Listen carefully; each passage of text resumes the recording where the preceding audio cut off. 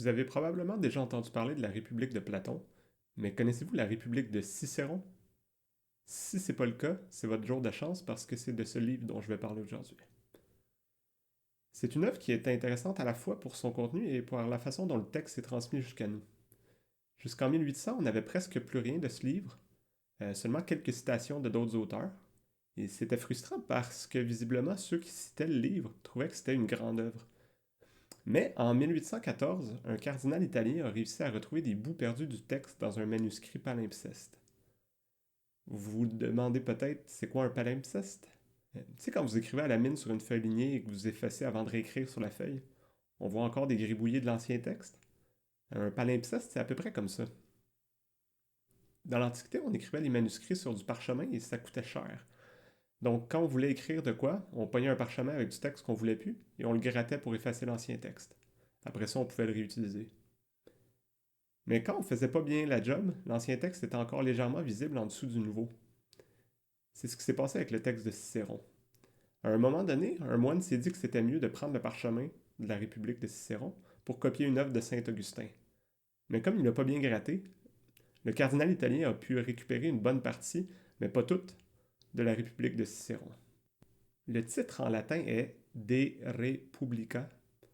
Si on traduit littéralement, ça donne à propos de la chose publique, parce que res, ça veut dire chose, et publica, ça veut dire public, en opposition à privé.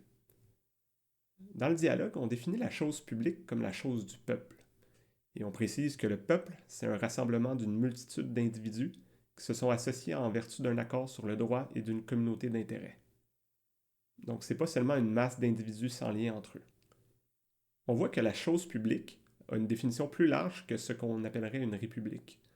Mais d'un autre côté, il y a un lien, parce que ça fait référence à la forme de gouvernement que les Romains ont développé pendant des siècles et qui subsistait au temps de Cicéron. Et c'est en référence à cette forme de gouvernement que les gens à la Renaissance ont commencé à utiliser le mot république pour décrire l'organisation de certaines villes italiennes. Dernièrement, concernant le titre, c'est une traduction du grec politeia, qui est le titre original du célèbre dialogue de Platon, La République. Cicéron voyait son livre en rapport avec celui de Platon, et sa traduction du titre s'inscrit dans la volonté de transposer la philosophie, qui était grecque à l'époque, dans un contexte romain. D'ailleurs, c'est Cicéron qui a traduit du grec au latin plusieurs termes philosophiques qui sont utilisés en français jusqu'à nos jours, comme par exemple essence, cognition. On va avoir l'occasion de revenir sur cette volonté de Cicéron de romaniser la philosophie. Mais la vraie question, c'est qui ça, Cicéron? Si on fait une liste des Romains les plus influents de l'Antiquité, Marcus Tullius Cicero aurait de bonnes chances de se retrouver au sommet en première place. Il était politicien, orateur, avocat, philosophe, pendant la très turbulente période de la fin de la République romaine, donc environ de 100 à 50 avant Jésus-Christ, quand il y avait à peu près une guerre civile par année. Du côté littéraire, son style d'écriture a été pendant des siècles le standard du latin idéal. Concernant la philosophie de Cicéron, sa réputation depuis les années 1800 a été surtout celle d'un compilateur, à cause de la présence dans ses livres de nombreuses citations et références à des philosophes dont on n'a aucune œuvre qui ont survécu. Par contre, dans les dernières années, il y a un regain d'intérêt pour ses livres philosophiques et on recommence à le voir comme un philosophe de plein droit.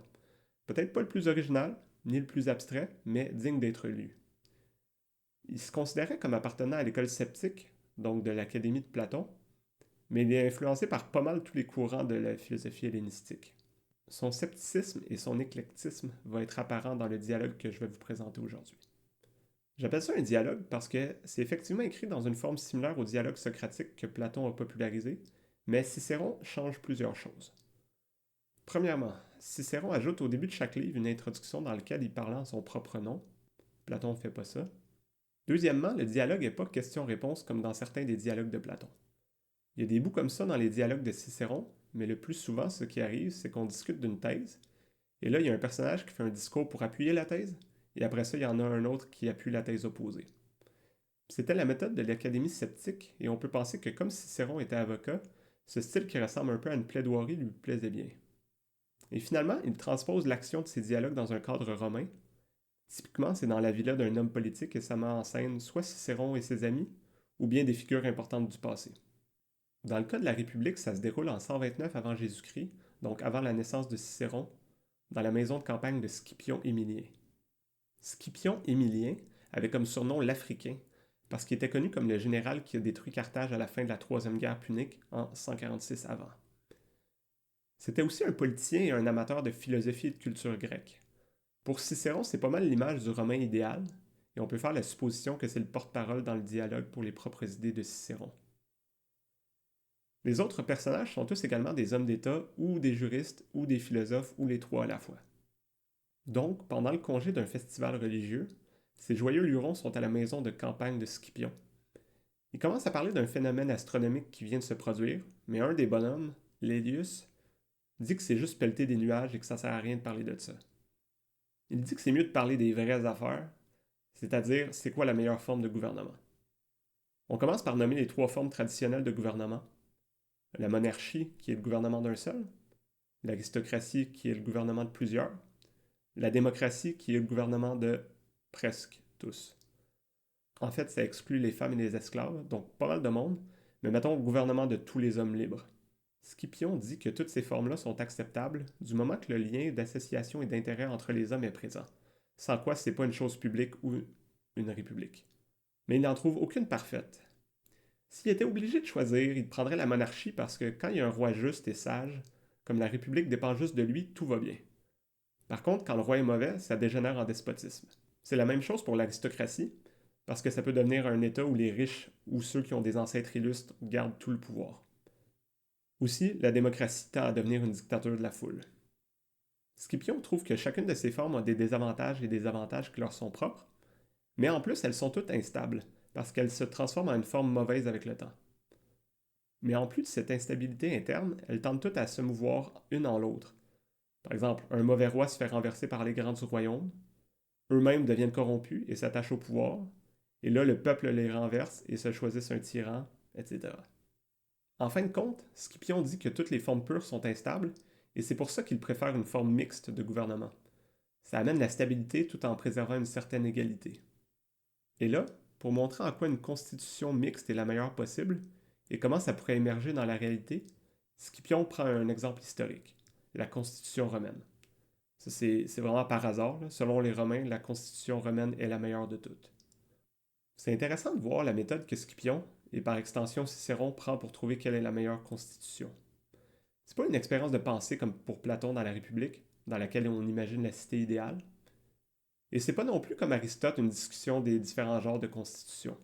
Les Romains sont plus pragmatiques que ça. Scipion dit qu'il prend la méthode de Caton l'Ancien, qui avait écrit une histoire de Rome à partir des origines. Ce bon vieux Caton disait que la constitution romaine était la meilleure parce que, tandis qu'Athènes ou Sparte avaient reçu leur constitution d'un seul homme, par exemple Solon ou Lycurgue, celle de Rome avait été faite par plusieurs et à travers les siècles. La méthode que va utiliser Scipion est un exercice d'équilibriste, une balance entre la théorie et la pratique.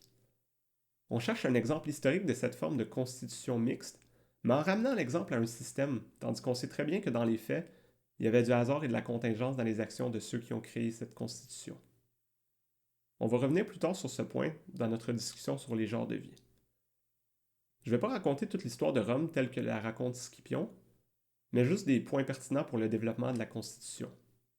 On dit que Rome a été fondée par Romulus en 753 avant, sur les rives du Tibre. Au début, c'était une monarchie. Mais Romulus se choisit un conseil de grands citoyens, ce qui va devenir l'ordre des patriciens. On a donc un élément d'aristocratie qui est ajouté.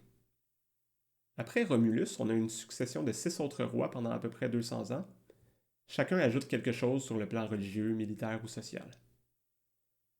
C'était pas une monarchie héréditaire, le roi était élu par les patriciens, donc par la composante aristocratique du gouvernement. Aussi, le sixième roi, Servius Tullius, a donné plus de pouvoir au reste du peuple, mais tout en prenant soin de donner plus de poids au vote des riches. Scipion y est d'accord avec ça, parce qu'il pense qu'il faut que tout le monde ait le droit de vote, mais que ce soit surtout celui du monde le plus important qui compte. Enfin, le septième roi, Tarquin le Superbe, beau nom, c'est un despote et il se fait expulser de Rome. Après ça, les Romains sont plus capables de la monarchie, ne veulent plus jamais en entendre parler. Ce qui suit après ça, c'est une période plus populiste dans le développement du gouvernement.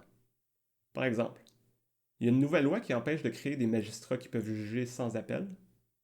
Aussi, on crée le poste de consul. C'est un peu comme un président ou même un roi. C'est lui qui a le plus haut pouvoir exécutif. Une différence importante avec un président ou un roi, c'est qu'il y en avait deux en même temps. Il était en poste pour un an, et chacun exerçait le pouvoir à tour de rôle pour une période de un mois. Autre exemple de développement plus populiste, à un moment donné, la plèbe est tannée de devoir de l'argent et ils se rebellent. Pour les convaincre d'être chill, il y a un nouveau magistrat qui est créé, le tribun de la plèbe, qui a le veto sur les décisions du Sénat et des consuls pour contrebalancer leur pouvoir.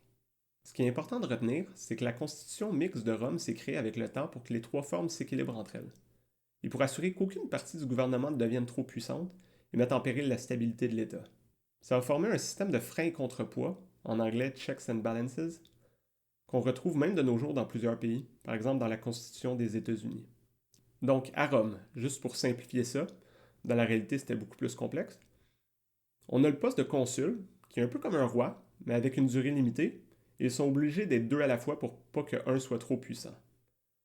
On a aussi le Sénat, qui est la partie aristocratique, qui vote les lois, mais auquel le tribun de la plèbe peut opposer son veto. Et on a aussi des assemblées du peuple, qui peuvent voter des résolutions, mais qui doivent être appuyées par le Sénat. Donc on voit ici le système de frein et contrepoids. Ça clôt ce qui nous reste dans le manuscrit de la discussion sur la meilleure forme de gouvernement, qui était le premier thème qu'on explorait. On voit pourquoi Scipion, et donc Cicéron, voyaient un gouvernement mixte comme plus stable et plus juste, parce que ça incluait tous les citoyens à divers degrés, sans donner trop de pouvoir à une seule partie. Mais c'est pas seulement la meilleure de façon théorique, Scipion la présente presque comme une adaptation naturelle et inévitable qui permet à l'État de durer. Dans le prochain épisode, on va parler de la justice et plus particulièrement, est-il possible de gouverner sans injustice? Donc j'espère que ça vous a intéressé et à la prochaine.